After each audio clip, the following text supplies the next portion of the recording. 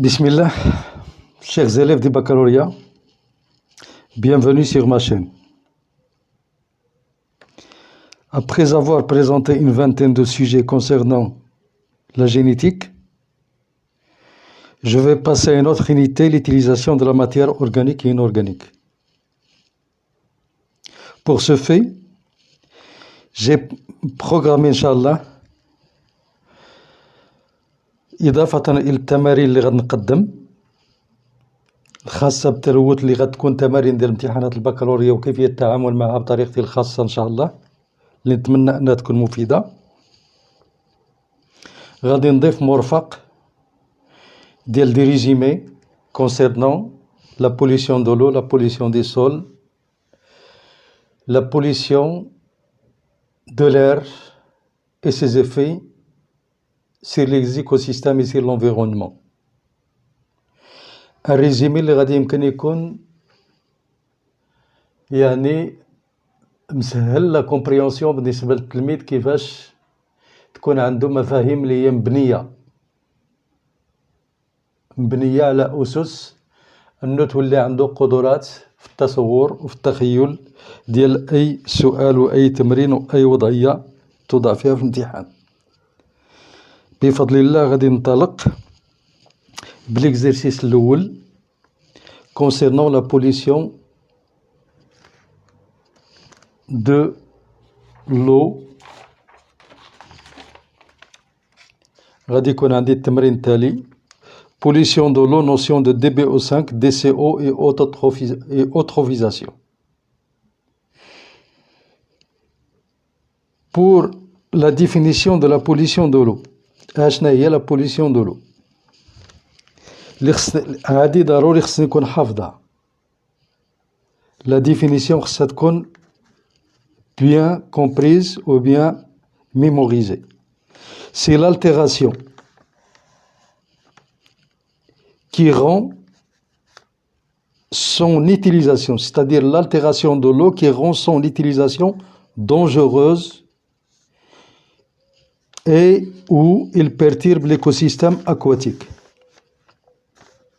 Donc pour la définition de la pollution de l'eau, c'est l'altération qui rend son utilisation dangereuse et où perturbe l'écosystème aquatique. يعني أنها واحد التدهور واحد التراجع في يعني الحالة الفيزيائية والكيميائية والبيولوجية ديال الماء اللي غتجعلو خطير وغتجعلو يأثر سلبيا على الحاملة البيئية. باش غيجي هاد التدهور وهاد التفسخ ديال القيمة ديال الماء ديال لا كاليتي ديال الماء غادي يجي من لي ماتيير كي سون ديفيرسي، المواد التي يتم تفريغها في الماء. المواد شكون هي هاد المواد؟ ce sont toutes les matières qui proviennent ou qui peuvent détruire l'eau naturellement. هاد المواد منين جاية؟ les sources de pollution، مصدر المواد الملوثة أو التي تؤدي إلى تراجع الخصوصيات الفيزيائية والكيميائية والحيائية ديال الماء. Voilà. Les sources de la pollution, ce sont toujours des déchets qui proviennent de l'activité humaine. اللي غيجيو سواء من l'industrie، سواء من l'agriculture فلاحة، سواء من les décharges domestiques، يعني النفايات اللي كنرميو بها في المطارح، وكذلك industriel يعني اللي عندها علاقة بالصناعة. Voilà, après avoir défini la pollution de l'eau, on passe aux deux types de stratégies pour organiser une surveillance. مادام أن الأمور خطيرة وتؤدي إلى تهديد البيئة والحملات البيئية، لابد يكون عندنا استراتيجيات لمراقبة جودة الماء. أشنو هما هاد الاستراتيجيات؟ كاين إما تحليل توكسيكولوجيك، des analyses toxicologiques et des analyses physico-chimiques. Donc il fallait suivre toujours la procédure de l'analyse pour déterminer la pathologie de l'eau et ses qualités physico-chimiques. c'est-à-dire نشوفوا الخصوصيات ديالو البيولوجية والفيزيائية والكيميائية والخصوصيات الصحية واش هي يعني سليمة أم أنها سوف تؤدي إلى كوارث على مستوى الصحة والبيئة. En effet, il y a différents types de pollution de l'eau. إذا خصنا نعرفو بلي كاينين بزاف ديال المسببات ديال التلوث ديال الماء. من بين التلوثات المعروفة لا بوليسيون ميكروبيان. لا بوليسيون ميكروبيان يعني التلوث اللي ناتج عن كائنات مجهرية ممرضة. Ce sont des germes pathogènes. Les bactéries, pour la plupart, pour l'homme et pour la faune, ainsi que pour la flore aquatique. Donc هذا التلوث الميكروبيولوجي أو ديال الكائنات اللي هي ممرضة ممكن تأثر على الإنسان، ممكن تأثر على الحيوانات، ممكن تأثر كذلك على النباتات المائية. Après la pollution microbienne, on peut passer à la pollution organique. La pollution organique qui peut gêner la vie des êtres vivants aquatiques. هاد النقطة بالضبط غادي نوقفوا عليها كتير لأنها مهمة. التلوث العضوي اللي يمكن يأثر سلبا على الكائنات الحية المائية باش بانخفاض نسبة الأكسجين. غنفسروا شنو هو السبب اللي كيجعل نسبة الأكسجين المذاب في الماء ينخفض ويعطينا واحد الموت جماعي للكائنات الحية المشكلة للعشيرة الإحيائية داخل المجال المائي. فوالا. من بعد كاينه لا بوليسيون شيميك التلوث الكيميائي. هاد التلوث الكيميائي ممكن يعطينا واحد لا كرواسونس اكسيسيف دي زيتر فيفون او بيان دي زيليمون شيميك دون لو اي دونك اون اوتروفيزاسيون. هاد المفهوم اساسي يكون عارفو كل تلميذ. علاش؟ لانه يؤدي الى تراجع العشيرة الإحيائية داخل المجال المائي بواحد الشكل رهيب. غادي نشرحو الطريقة كيف أنه تأثر سلبا على موت جماعي ويؤدي إلى موت جماعي للكائنات الظاهرة ديال التخاصم. شكون هو السبب؟ هو تزايد المهول لمواد كيميائية في الماء. غادي نشوفو شنو هو المصادر اللي كتأدي إلى هذا الإزعاج ديال أو إحداث الخلل البيئي. ان ديزيكيليبر ايكولوجيك ديزيكو سيستم يعني عدم استقرار التوازنات البيئية في الحاملات البيئية خاصة المائية اللي كنتكلموا على الماء كمشكل أساس. ثم كاين عندنا لا بوليسيون توكسيك. La pollution toxique se traduit par la présence des substances toxiques dans l'eau. يعني أنها تتمظهر بوجود مواد سامة داخل الماء. وغادي نشوفوا هذه المواد السامة شنو هو المشكل ديالها. من بين المفاهيم الأساسية اللي خص كل تلميذ يكون عارف هي هاد نون بيوديغرادابل، ستادير أنها لا يتم التخلص منها عن طريق الاستقلابات الخلوية العادية كما هو الشأن بالنسبة للمواد الدهنية والسكريات والبروتينات اللي كيستهلك الإنسان خلال الاقتياد ديالو أو الحيوانات بطريقة عادية. إذا كاين نون بيوديغرادابل وكاين لا نوسيون دو ساكيمول، ستادير أن المواد اللي هي سامة تتراكم داخل الأنسجة الخلوية للكائن الحي وبالتالي تسهم في تراجع الوظائف الفيزيولوجية بل في تطور أمراض تؤدي إلى إتلاف الوظائف الهرمونية، الوظائف التواصلات، الوظائف الحيوية وبالتالي موت الكائن الحي.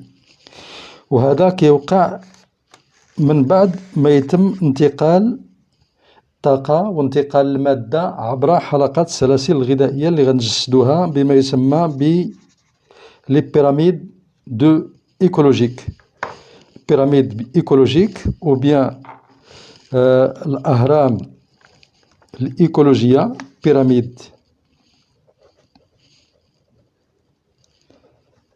إيكولوجيك. علاش عطيناهم الهيئة ديال البيراميد إيكولوجيك؟ لأن كما تعرفوا أن لاباز كتكون فيها البروديكتور اللي هما النباتات سواء كانت برية أو مائية، من بعد تيجي الكونسوماتور اللي هو غالبا الهشيم l'herbivore. L'herbivore, il sera consommé par un consommateur 2 qui est le carnivore. Et lors de cette consommation, il y a transfert de la matière et de l'énergie de la base de la chaîne vers le haut, c'est-à-dire vers le dernier consommateur qui sera de type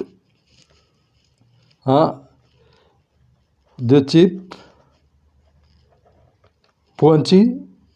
Sa signification, c'est-à-dire que la quantité de matière et la quantité d'énergie diminue au fur et à mesure que l'on passe des producteurs vers le dernier consommateur ou bien vers le prédateur, vers le super prédateur. Contrairement à cela, je peux représenter une autre pyramide, mais cette fois-ci à l'envers. C'est dans le cas des éléments toxiques. Les éléments toxiques, ils ne sont pas biodégradables et ils s'accumulent. Ainsi, au niveau des producteurs, on aura une concentration d'éléments toxiques qui est faible, concentration faible. Au fur et à mesure qu'on passe d'une chaîne ou bien d'un maillon de la chaîne à un autre, on aura une concentration d'éléments toxiques qui va augmenter, ce qui produit le dysfonctionnement du métabolisme cellulaire et donc des morts et des chutes, des morts et des diminutions de la population du milieu aquatique. Autre pollution, la pollution thermique. Qu'est-ce que ça veut dire la pollution thermique? C'est via l'augmentation de la température de l'eau. Lorsque les usines rejettent leur eau de refroidissement dans les rivières ou bien dans les cours d'eau, ils provoquent une augmentation de la température de l'eau, ce qui va induire une variation de la vitesse de réaction et surtout une diminution importante de la concentration d'oxygène qui est vitale dans le milieu aquatique. Un autre élément de la pollution de l'eau, c'est la pollution radioactive par le rejet de déchets polluants radioactifs des mines, des hôpitaux, des industries. Ces polluants vont provoquer des perturbations au niveau physiologique des biocénoses aquatiques. Voilà, après cela, on peut passer au contrôle de la qualité de l'eau et de la salubrité de ces eaux. Vu que l'eau est fragile, est un écosystème fragile, vu que ses propriétés peuvent facilement changer, soit via le rejet d'éléments, de déchets ménagers, de déchets industriels, de déchets agronomiques, ou bien de l'agriculture, il fallait tout le temps contrôler la qualité de l'eau et la salubrité de ces eaux pour éviter la dégradation de ces écosystèmes aquatiques. Pour les pollutions de l'eau naturelle et leur influence directe sur l'environnement et la santé, on doit évaluer la qualité des eaux. On doit évaluer la qualité des eaux. Traiter les eaux salées avant d'être déversées dans les cours d'eau et les milieux naturels. C'est pourquoi la prise ou bien des prises sont effectuées dans différents points de cours d'eau en amont et en aval d'une source de pollution. Voilà, vu que l'eau est un milieu vulnérable et fragile, on doit toujours évaluer la qualité de l'eau. On doit traiter les eaux usées avant de les déverser dans les cours d'eau et dans les milieux naturels. C'est pourquoi l'homme doit être toujours vigilant et doit prendre des prises ou bien des prélèvements pour effectuer des analyses en amont et en aval d'une source de pollution afin de réussir à laisser l'écosystème aquatique toujours dans ses propriétés physico-chimiques et biologiques sains. من بين الطرق المعتمدة voilà ici la source يعني المنبع ديال الماء. هنا le P1, P2, P3, P4, P5 ce sont les zones de prélèvement مناطق أخذ العينات المائية قصد التحليل. هنا ce sont les égouts, ce sont les zones de rejet de matière organique. Voilà, on fait des analyses pour P1 et P2, c'est-à-dire avant et après. وهنا خص ضروري التلميذ يكون عارف لو سونس دو كورون دو. بحال دابا هنا لا سورس c'est-à-dire لامون العالية، وهنا لافال c'est-à-dire السافلة ديال الماء، c'est-à-dire الاتجاه ديال الماء غادي يكون من P1 P2 P3 etc. وهنا l'analyse غتكون à des distances راكم تشوفوا هنا. هادو ce sont des types d'exercices qu'on peut vous proposer. Par exemple l'analyse des résultats de contrôle de certains paramètres étudiés. شنو هما les paramètres essentiels pour l'eau? C'est l'oxygène, le P1, P2, P3, P4. Comme vous le voyez là, avant le rejet, on a 12,2. Après le rejet, la quantité diminue jusqu'à 3,4. C'est-à-dire que le milieu devient pauvre en oxygène. Et vous savez bien le rôle de l'oxygène dans la vitalité et la physiologie cellulaire.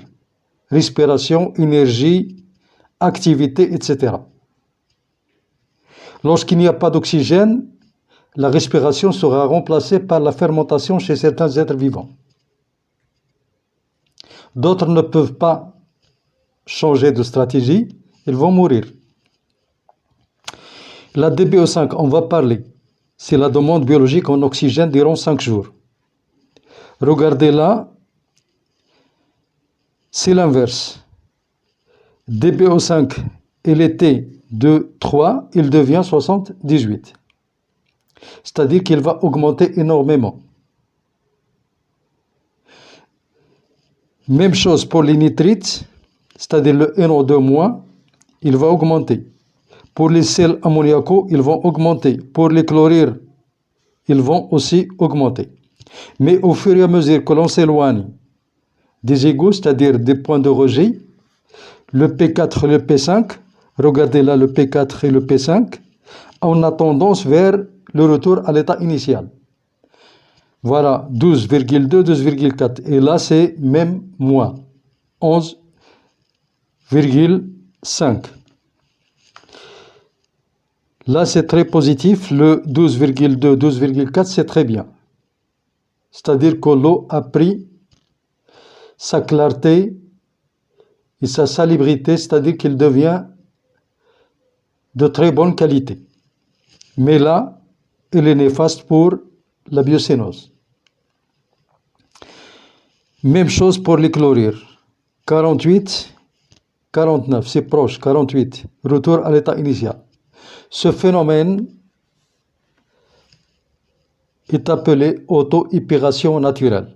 Qu'est-ce que ça veut dire l'auto-épuration naturelle? C'est-à-dire que l'eau peut se nettoyer elle-même lorsqu'il coule à travers des cours d'eau de l'amont vers l'aval. On va montrer ce point. Alors, comme j'ai montré, les critères utilisés, on a des paramètres chimiques. Parmi les paramètres chimiques que vous devez savoir, la matière en suspension. C'est-à-dire qu'il existe des particules et des molécules qui peuvent être en suspension dans l'eau et qui vont provoquer sa perturbation. De point de vue transparence, de point de vue conductivité électrique, de point de vue turbidité. On a aussi le DBO5. Là, vous devez le savoir, c'est la demande biologique en oxygène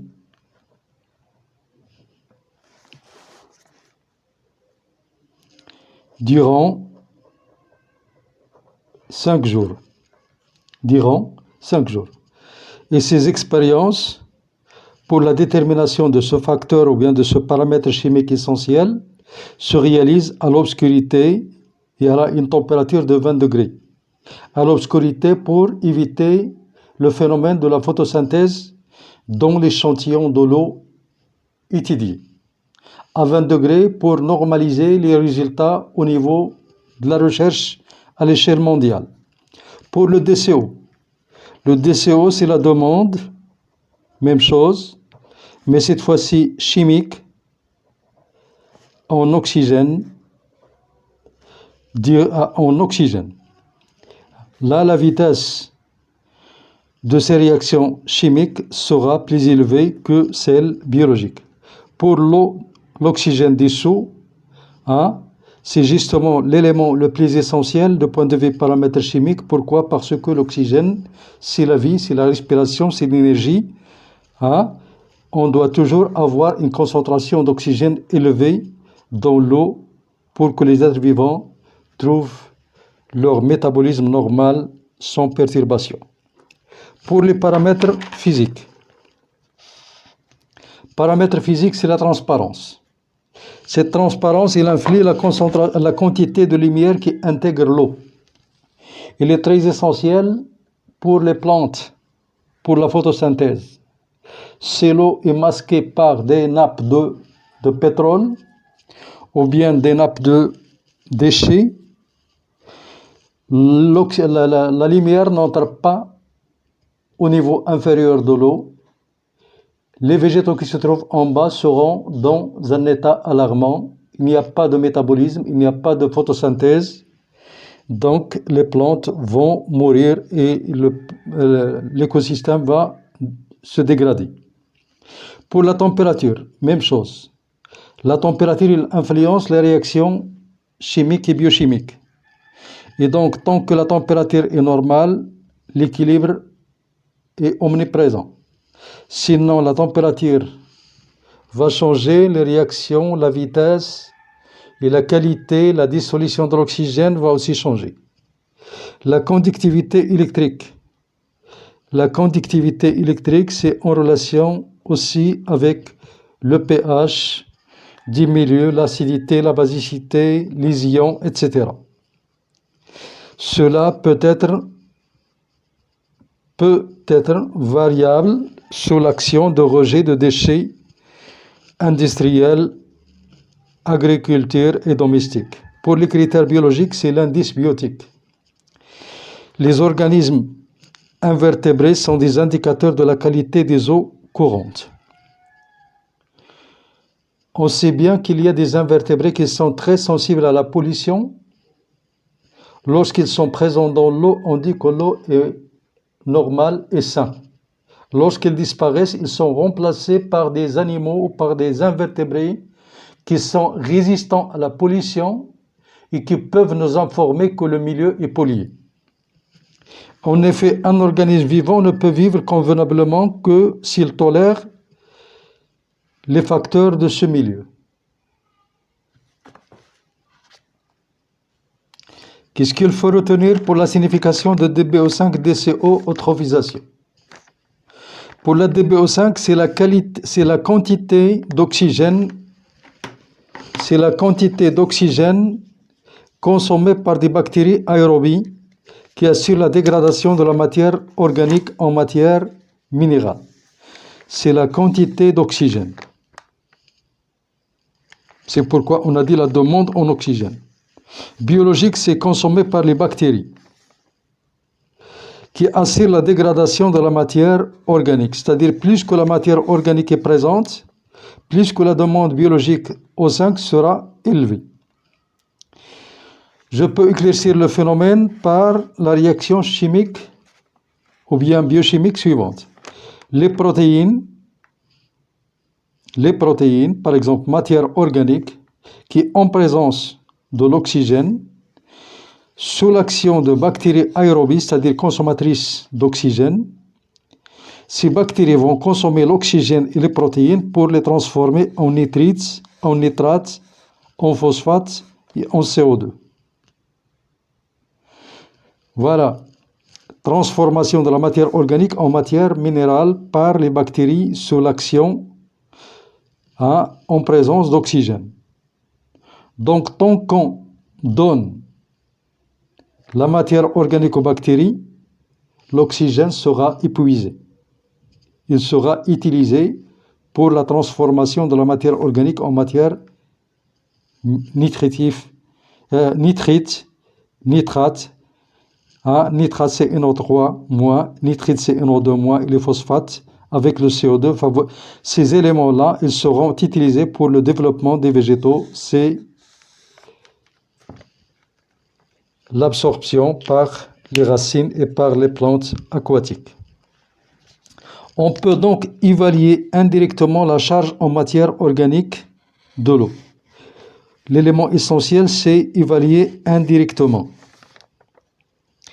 Indirectement, on évalue la charge en matière organique. Pourquoi? Parce qu'on mesure la quantité d'oxygène,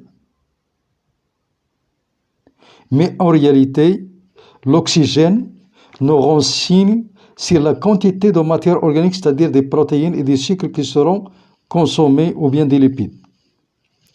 On peut donc évaluer indirectement la charge en matière organique d'une eau en mesurant la quantité d'oxygène consommée par les bactéries qui dégradent cette matière organique.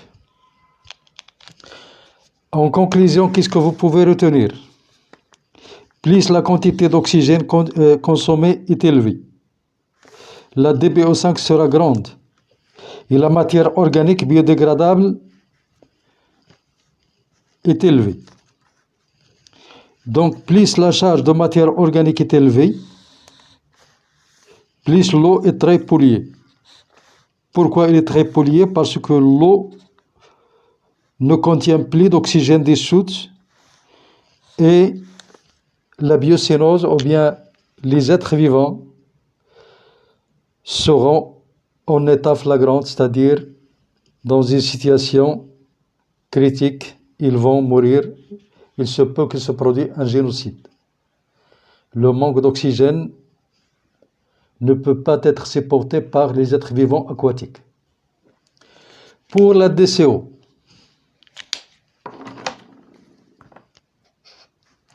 c'est la consommation en oxygène par des oxydants chimiques forts, tels que le dichromate ou bien le bichromate de potassium. Je peux passer directement à la réaction qui peut nous donner le mode de dosage pour déterminer la quantité d'oxygène consommée par des réactions chimiques lors de la présence de la matière organique. Matière organique dans un échantillon de l'eau, on ajoute le dichromate de potassium en présence de catalyseur et dans un milieu acide.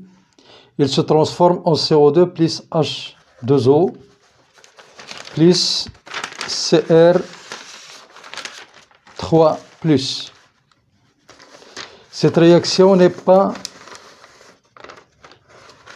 demandée pour les élèves, mais juste pour vous montrer que, vu la quantité de CrO2 O7 consommée, on peut calculer la quantité d'oxygène qui peut être utilisée par la matière organique afin d'être transformée en une matière minérale.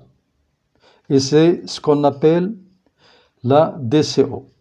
Même chose, plus que la DCO est grande, plus l'oxygène consommé est grand, plus l'eau est polluée. Donc, à partir de la quantité de dichromate utilisée, la quantité équivalente en oxygène est calculée.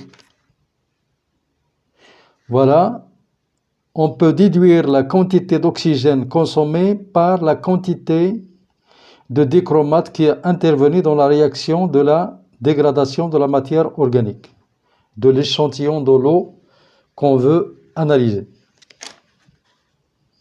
Toujours suite à la conclusion, vous devez savoir que plus le DCO et le DBO5 sont élevés, plus la répercussion négative sur l'écosystème aquatique est énorme. En effet, la multiplication des bactéries aérobies provoque une grande diminution de l'oxygène dissous dans l'eau.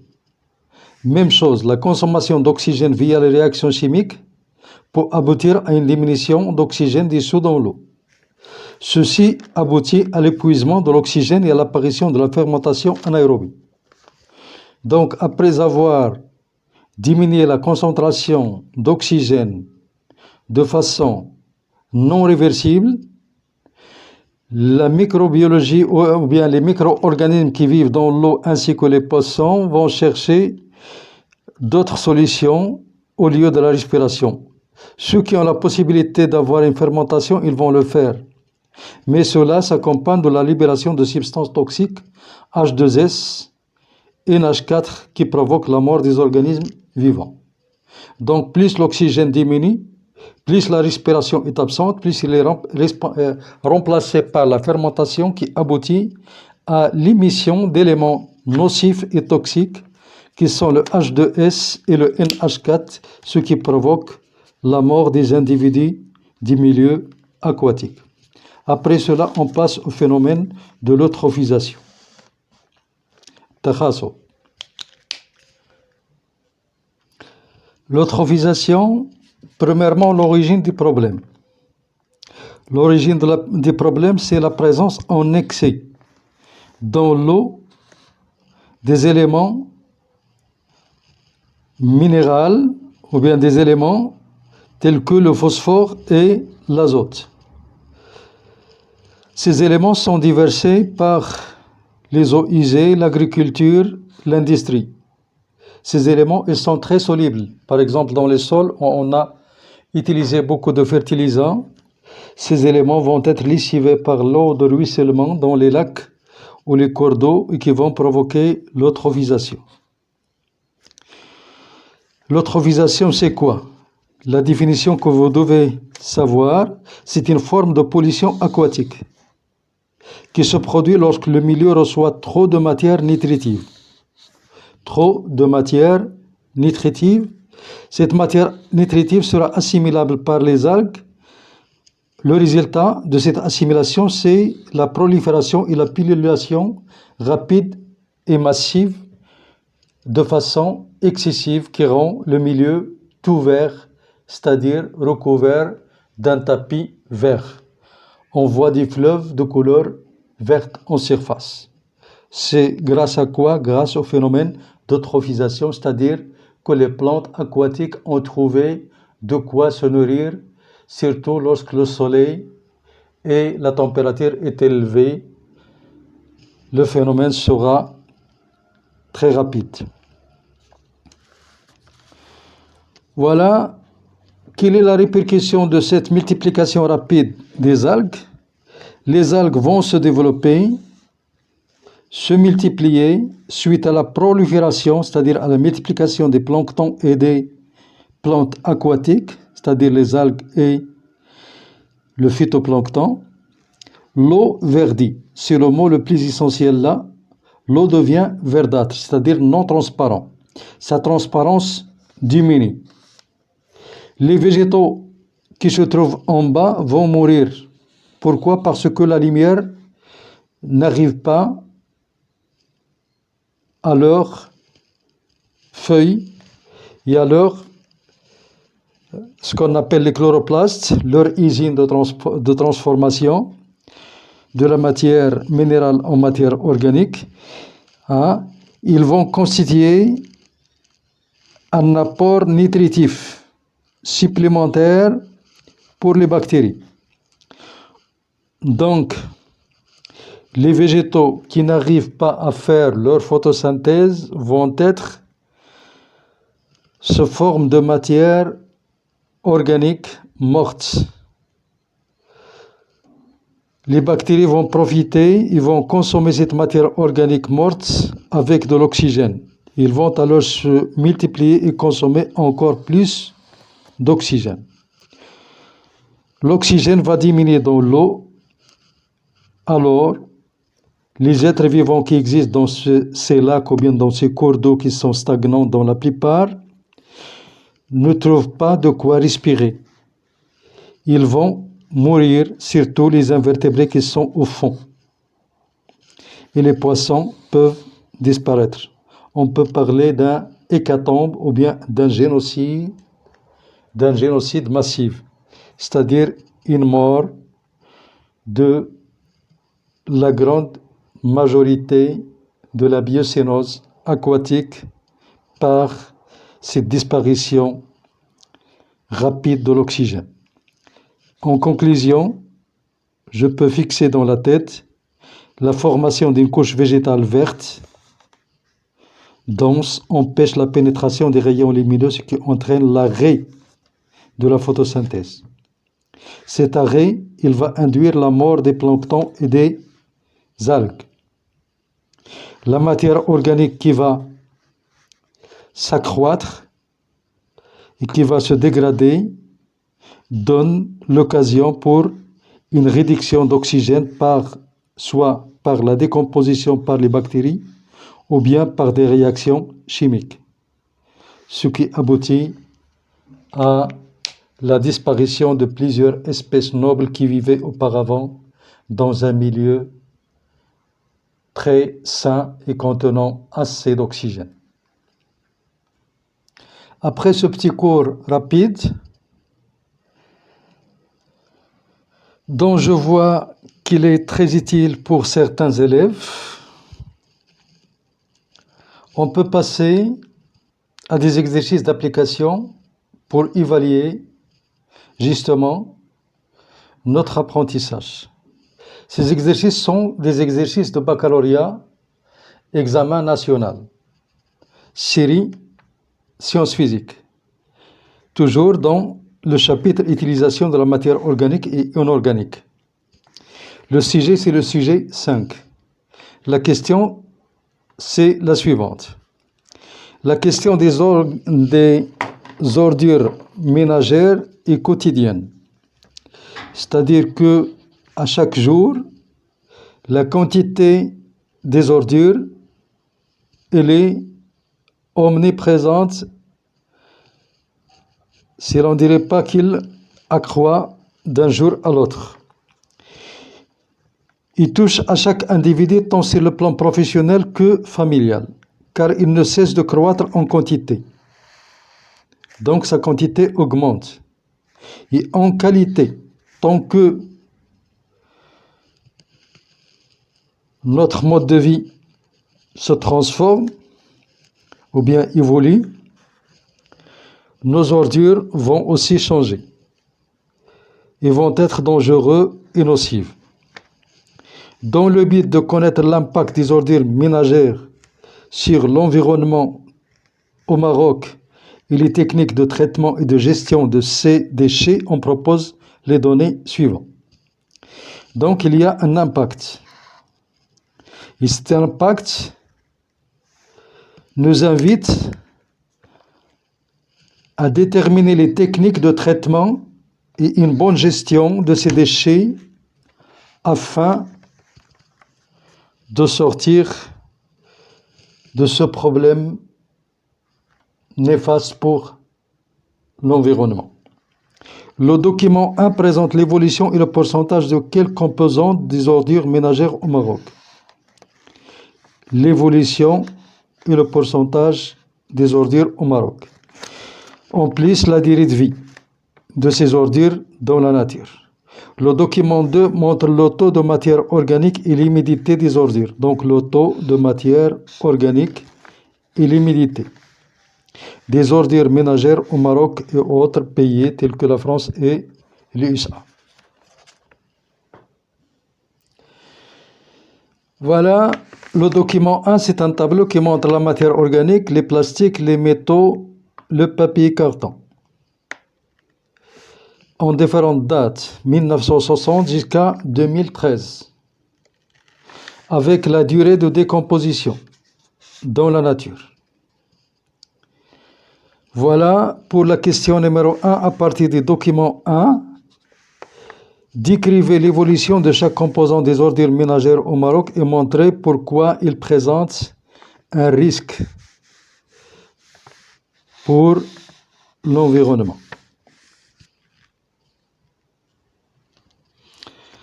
À partir du document 1, décrivez l'évolution de chaque composant des ordures ménagères.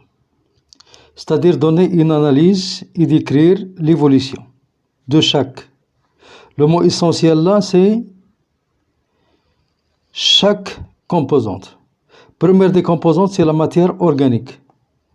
La matière organique en 1960, il était de 75, alors qu'il va diminuer jusqu'à 2004, il va augmenter un petit peu en 2013.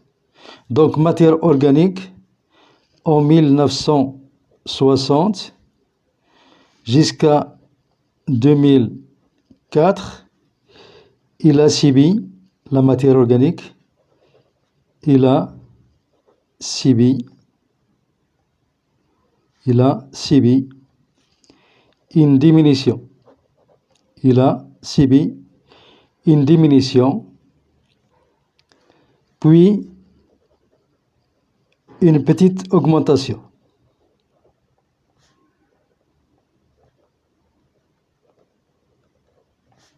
En 2013, sans atteindre le niveau initial, c'est-à-dire 75. Pour les plastiques, il y a une augmentation permanente. Augmentation depuis 1960 jusqu'à 2013 de 0,3% jusqu'à 10%. Pour les métaux, là aussi, il y a une augmentation, mais à 2004, on a une grande diminution de 4 à 2%. Donc, on a une augmentation de 1960 jusqu'à 2004, puis une diminution jusqu'à 2013. Je peux même donner les chiffres. Une augmentation de 0,4 jusqu'à 4%, puis une diminution de retour à 2%. Pour le papier carton. Pour le papier carton, c'est une stabilité puis une diminution. On peut parler d'une diminution depuis 1999 jusqu'à 2013. Montrer pourquoi il présente un risque pour l'environnement. Voilà ces composantes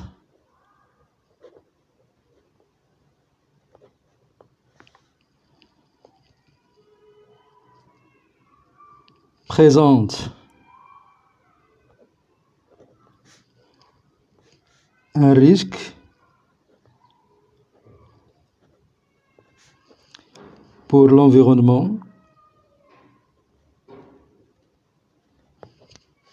Pourquoi? D'abord, ils ont une grande durée de vie, ou bien une décomposition qui nécessite beaucoup de temps. Surtout,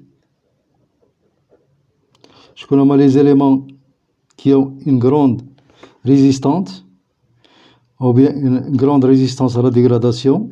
On a les plastiques, et les métaux qui ont besoin de 200 jusqu'à 500 ans ou bien années pour être décomposés. Même chose pour les plastiques, 450. D'autres dangers ou bien d'autres nuisances pour l'homme, c'est que ces éléments sont divers ou bien diversifiés. C'est-à-dire leur traitement ils doivent être séparés pour résoudre le problème.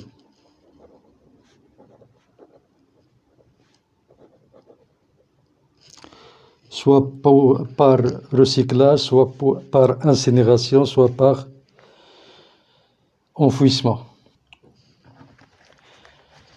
La deuxième question, c'est, en vous basant sur le document numéro 2, comparez le taux de matière organique et de l'humidité dans les ordures ménagères de 3 pays. Et déduisez 2 caractéristiques des ordures ménagères marocaines. Voilà, je peux dire que la question 1 et 2, les données, on vous les a présentées sur le document. Vous n'aurez rien à ajouter que une bonne analyse pour la question 1 et la question numéro 2. Le taux ou le pourcentage de point de vue humidité et matière organique est élevé dans les ordures ménagères marocaines, alors qu'en France et aux USA, la quantité est faible. Voilà, déduisez 2 caractéristiques des ordures ménagères au Maroc. Voilà, je peux dire là que la question est répétée. L'analyse nous donne le cas des caractéristiques, c'est que les ordures contiennent plus de matière organique et plus d'humidité, c'est-à-dire plus d'eau. Donc le document 2 montre une grande quantité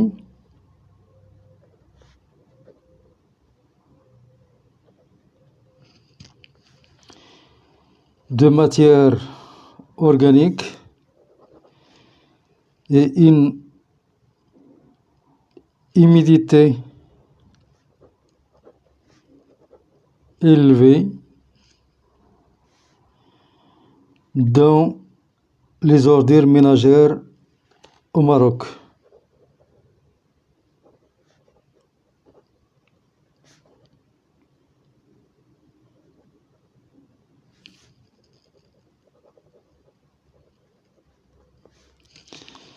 Contrairement ou bien par rapport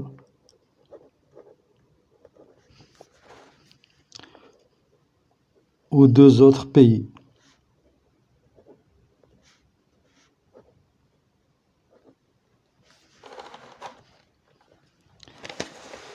Voilà, pour ne pas oublier, déduisez les 2 caractéristiques. Donc, les 2 caractéristiques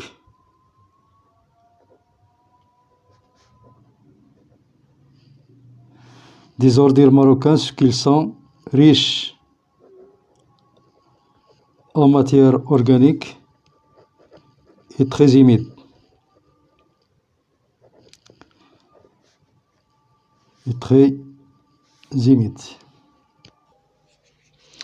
Question 3. D'après votre réponse à la question 2 et vos connaissances, proposez 2 techniques adéquates pour valoriser les ordures ménagères.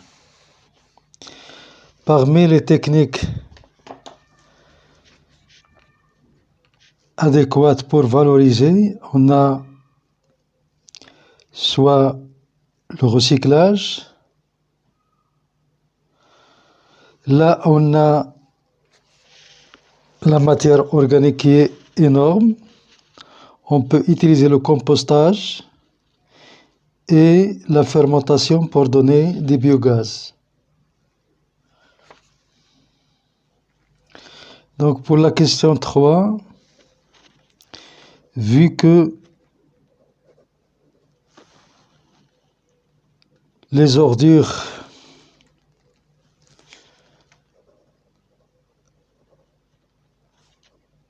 ménagères au Maroc sont riches en matière organique, on peut proposer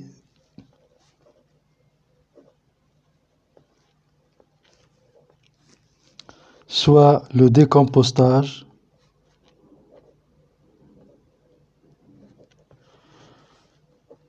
soit la production des biogaz.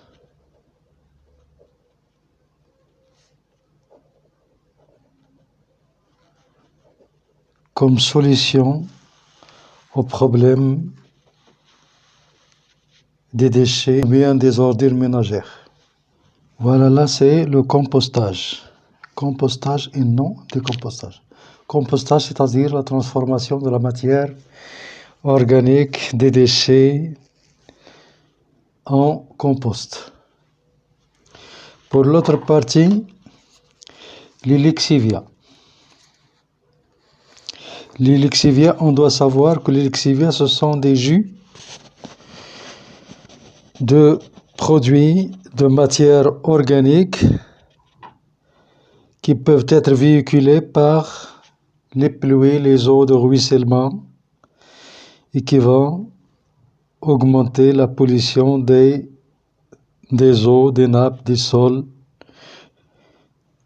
ce qui montre leur gravité ou bien leur danger.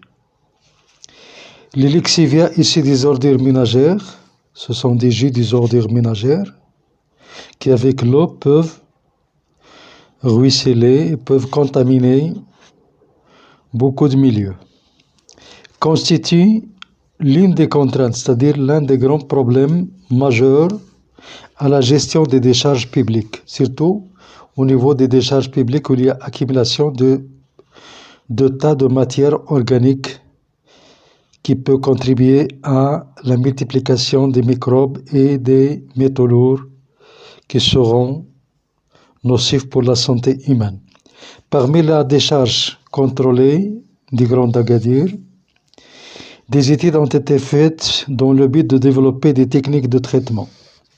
Parmi les techniques de traitement des lexivia, c'est-à-dire une préparation au traitement, une aération intensive, c'est-à-dire l'oxygénation. Cette technique relativement simple et peu coûteuse, c'est-à-dire il ne demande pas beaucoup de charges de point de vue financement, illustré par le schéma du document numéro 3.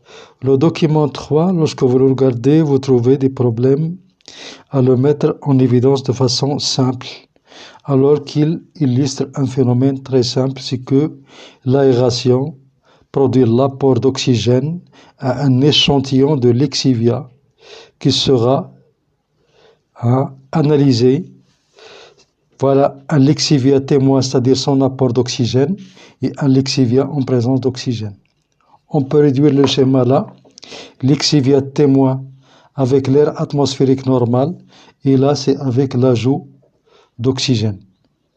Ajout d'oxygène, c'est le principe de dispositif expérimental suivant. Le document 4 montre le résultat de l'effet de l'aération intensive des lexivia issus des déchets ménagers du Grand Agadir sur la DBO5 et la DCO. Voilà, comme j'ai dit, les deux critères. Comme j'ai dit auparavant, le DBO5 et le DCO, ce sont des paramètres qui permettent de contrôler la qualité de l'eau. Voilà, après avoir oxygéné un lexivia, on va évaluer la quantité de la DBO5 et la DCO et la comparer avec la DBO5 et la DCO dans un lexivia témoin, c'est-à-dire dans l'air normale sans oxygénation. Cet effet de l'ajout de l'oxygène peut provoquer des variations comme on peut les voir, c'est la figure A et la figure B. Voilà la figure A, lexivia aérée. Voilà l'aération. Lexivia aérée, soit au niveau de DCO, soit au niveau de la lexivia aérée, soit pour calculer le paramètre DBO ou bien DBO5 ou bien le DCO. Voilà la question simple et peu coûteuse, illustrée par le schéma des documents. Question 4, en vous basant sur le document numéro 4. Document numéro 4. Comparez l'évolution de la DBO5 et des DCO dans l'exivia aérée et l'exivia témoin. Comparez chacun des critères dans le cas de l'exivia aérée et dans le cas de l'exivia qui est témoin, c'est-à-dire son âge. Question 4, donc réponse. Voilà la DBO5 de l'exivia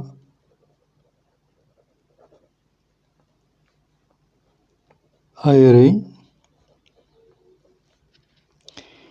diminue rapidement.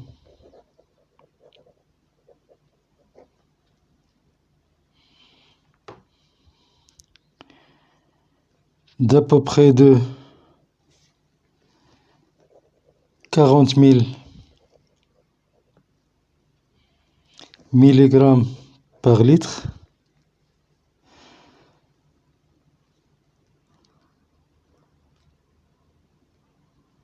elle devient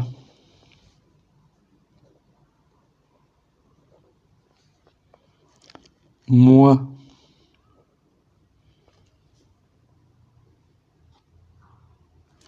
de 5000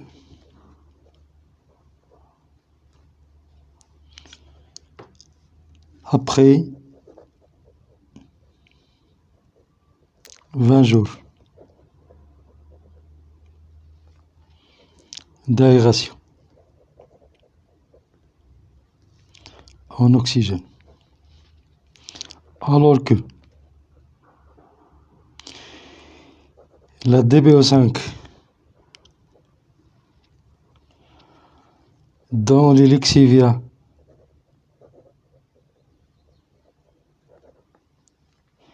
témoin diminue lentement.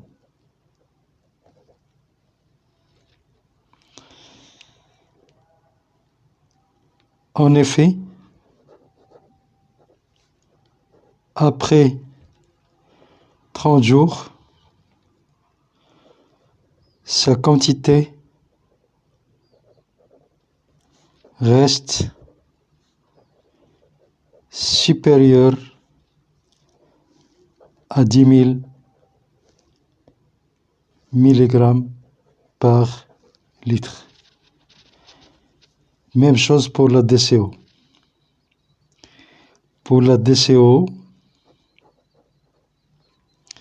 de l'exivia aérée, diminution rapide,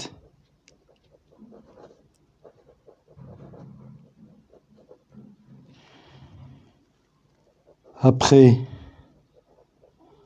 20 jours,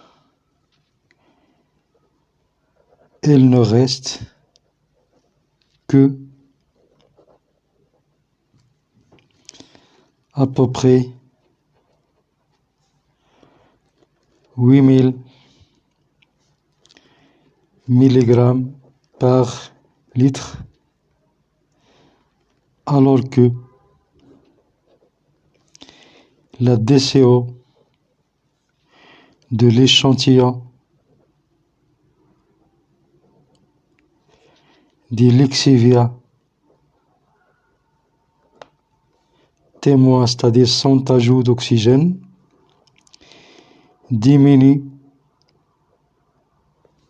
lentement.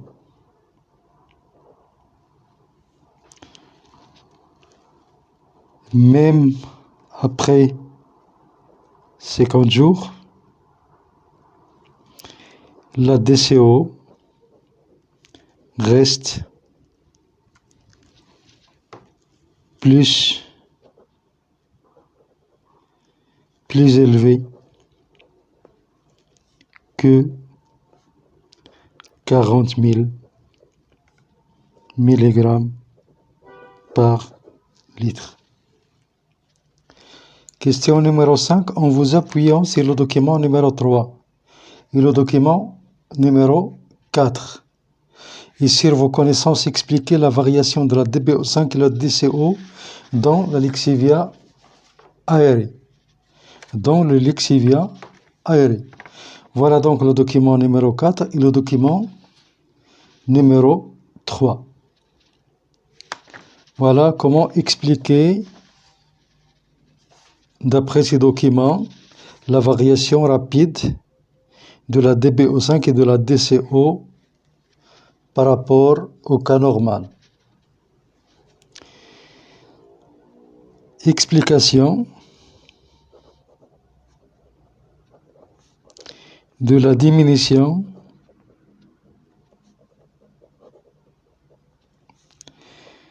rapide et forte des deux variables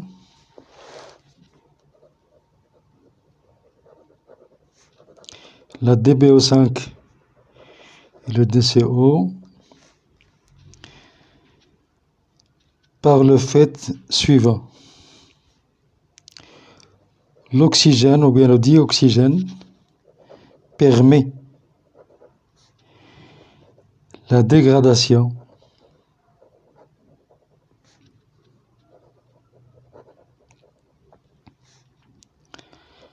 de la matière organique contenue dans les lixiviats.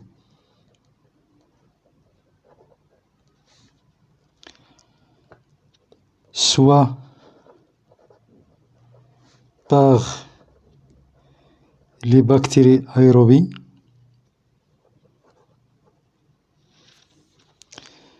soit par oxydation chimique.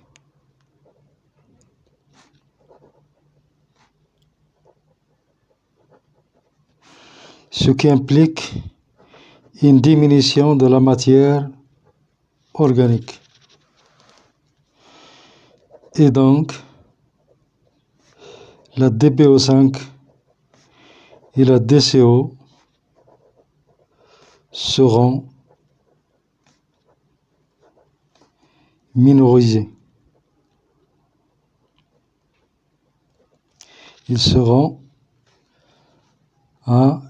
Ils vont diminuer. Par l'ajout de l'oxygène, on réduit la quantité de matière oxydable, la quantité de matière organique oxydable, ce qui implique une diminution de la DBO5 et de la DCO. Et là, c'est un traitement qui peut minimiser l'effet des lixiviats sur l'environnement et sur l'eau en particulier. Voilà, cette vidéo tient à sa fin. Merci pour votre suivi, pour votre communication. Vous attendez, Inch'Allah, dans les prochains jours, des sujets concernant la géologie, concernant la formation des chaînes des montagnes, la tectonique des plaques. Voilà, d'ici là, portez-vous bien et à la prochaine, Inch'Allah.